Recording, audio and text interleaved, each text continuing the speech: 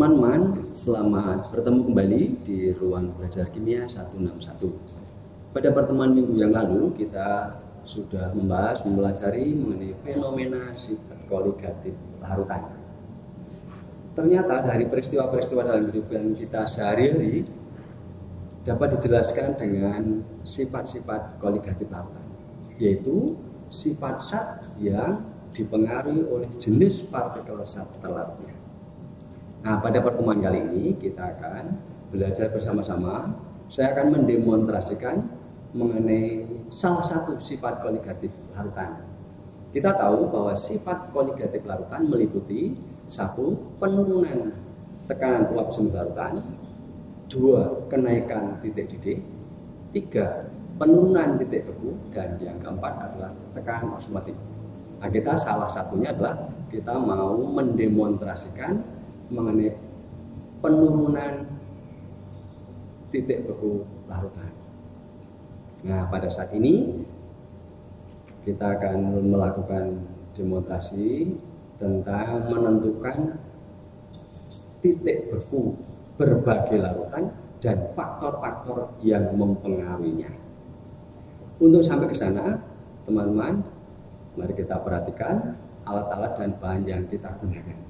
Teman-teman, peralatan yang digunakan dalam kegiatan menentukan titik beku berbagai larutan, yang pertama adalah gelas kimia 1000 ml atau 500 ml, kemudian gelas ukur 10 ml, kemudian tabung reaksi 5 buah dalam rak tabung, kemudian kita pakai termometer dari skala min 10 sampai 100 derajat Celcius karena kita akan mengukur titik beku.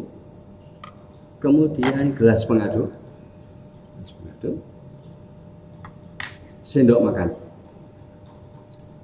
Kemudian bahan-bahan yang kita gunakan adalah, yang pertama adalah es batu, butiran es batu dalam ini termos ini. Kemudian kita menggunakan garam dapur. Garam dapur bisa dibeli di pasar, garam curah atau krosok. Kemudian air suling dalam botol, larutan urea 1 mol,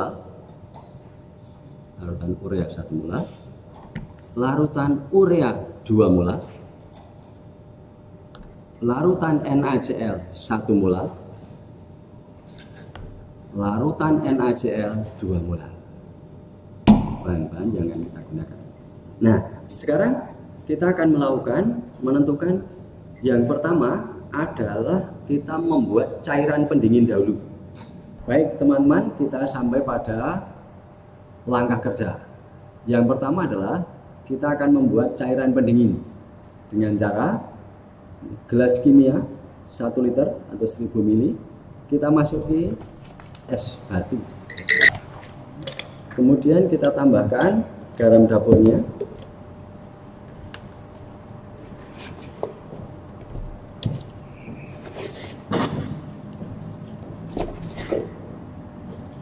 Sebanyak 4 sendok. Kita aduk. Nah, teman-teman, sampailah kita pada cairan pendingin sudah dapat kita gunakan. Cairan pendingin sudah jadi. Baik teman-teman, kita masuk ke langkah yang kedua, yaitu menentukan titik beku air suling. Caranya adalah kita mengambil gelas ukur 10 ml, kemudian kita ambil air suling, kita tuangkan air suling ke dalam gelas ukur sebanyak 3 ml. Kemudian ambil tabung reaksi, tuangkan ke dalam tabung reaksi.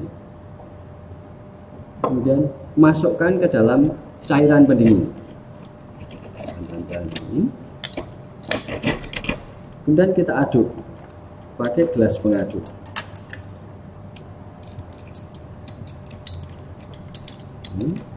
Sampai kita tunggu semua air suling yang ada dalam tabung reaksi ini membeku. Sampai pada semuanya membeku, ini memakan waktu yang lama. Maka saya juga sudah membuat air suling yang sudah membeku. Teman-teman, ini kita keluarkan. Kemudian kita gerak-gerakkan tabung ini, gelas pengaduknya. Kita gerak-gerakkan sampai ini gelas pengaduk ini bisa dikeluarkan dari tabung reaksi. Teman-teman, Anda perhatikan, ini gelas pengaduk sudah bisa kita angkat. Kemudian kita ganti dengan termometer. Termometernya dimasukkan.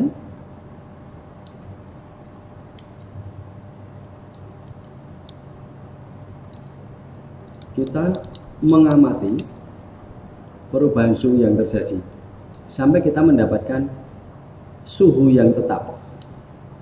Suhu yang tetap di dalam air suling yang sebagian sudah mencair, itulah yang kita maksudkan dengan titik beku air suling. Dari pengamatan ini, titik beku air suling adalah 0 derajat Celcius. Baik teman-teman, kita lanjutkan langkah yang berikutnya, yaitu yang ketiga. Kita akan menentukan titik beku larutan urea 1 molar. Langkahnya sama dengan pada waktu kita menentukan titik beku air suling. Yang pertama adalah kita siapkan gelas ukur 10 ml. Kita ambil larutan urea 1 molar.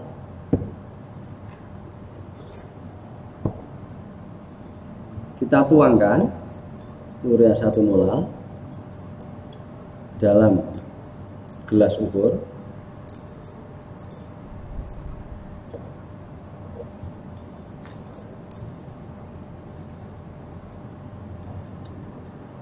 Sebanyak 3 ml.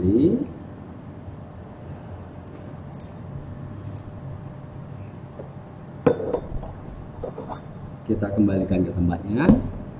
Kemudian ambil tabung reaksi yang berikutnya. Kita tuangkan larutan urea 1 molar dalam tabung reaksi. Kemudian kita masukkan dalam cairan pendingin seperti tadi. Kemudian kita aduk dengan cara diaduk naik turun.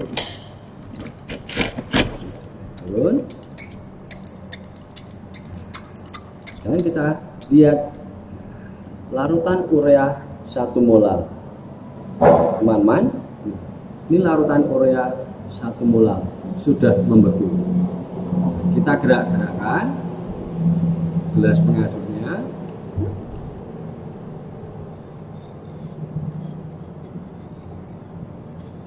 Teman-teman, gelas pengaduk sudah bisa kita angkat. Lalu kita ganti dengan termometer. Kita ukur suhunya. Sebagian urea yang telah membeku tadi sudah mencair. Kemudian kita tentukan titik bekunya dengan melihat suhu yang tidak berubah. Suhunya sudah tidak akan turun lagi. Ini terbaca adalah minus 2 derajat Celcius. Baik, kita angkat termometer, kita letakkan. Kemudian tabung reaksi kita taruh di rak tabung.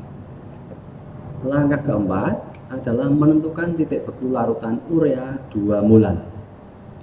Kita ambil gelas ukur 10 ml. Kita ambil larutan urea 2 molar.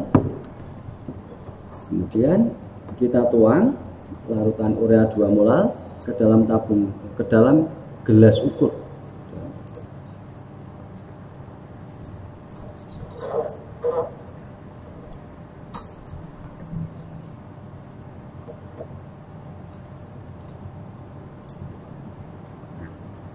Ini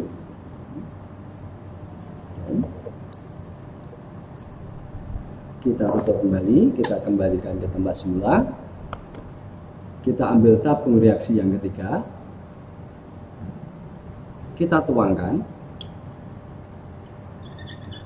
Setelah itu kita masukkan dalam cairan pendingin.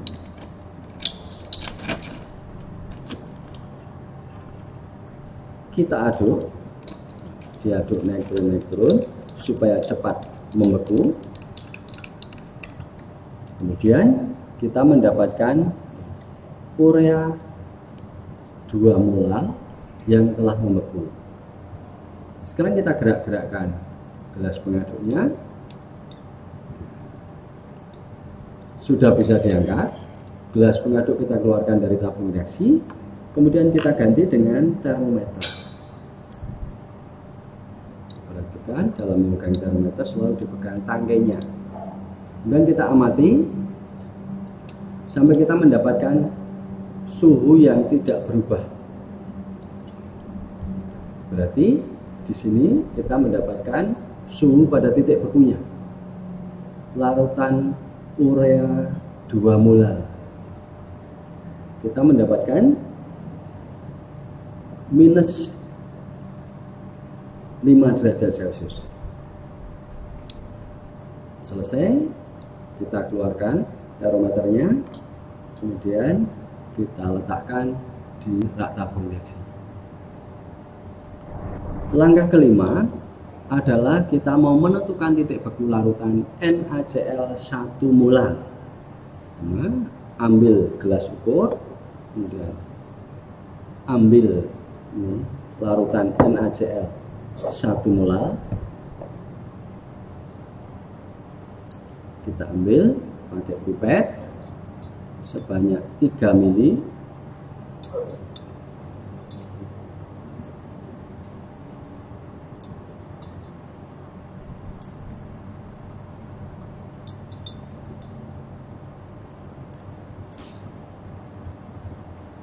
Ini. Kemudian kita tutup larutan NaCl 1 molar. Kita ambil tabung reaksi yang keempat. Larutan NaCl 1 molar kita masukkan dalam tabung reaksi. Kemudian kita masukkan dalam cairan pendingin. Kita aduk pakai gelas pengaduk. Naik turun. Kita mendapatkan larutan NaCl 1 molar ini sudah membeku. Nah, kita gerak-gerakkan gelas pengaduknya dan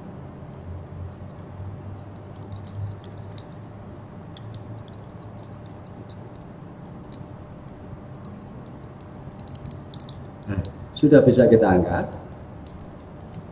Kemudian gelas pengaduk kita keluarkan, kita ganti dengan termometer untuk mengukur suhunya.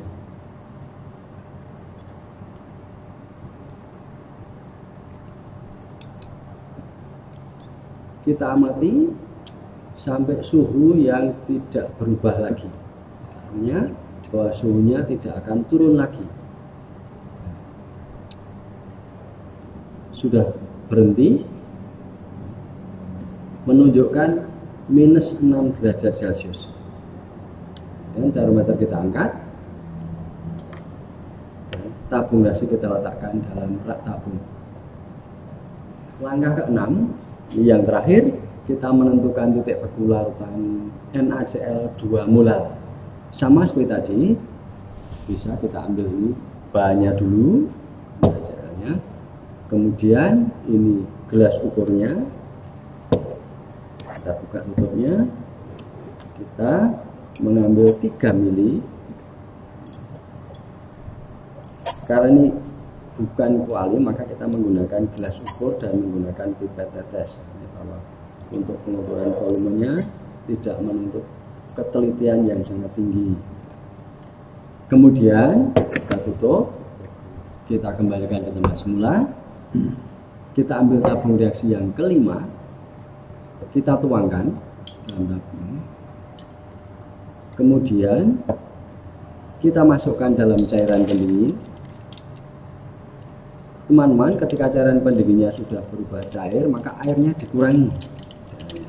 Nah, kita aduk, kita tambahkan, ini bisa ditambahkan es lagi, dan kita mendapatkan yang sudah membeku.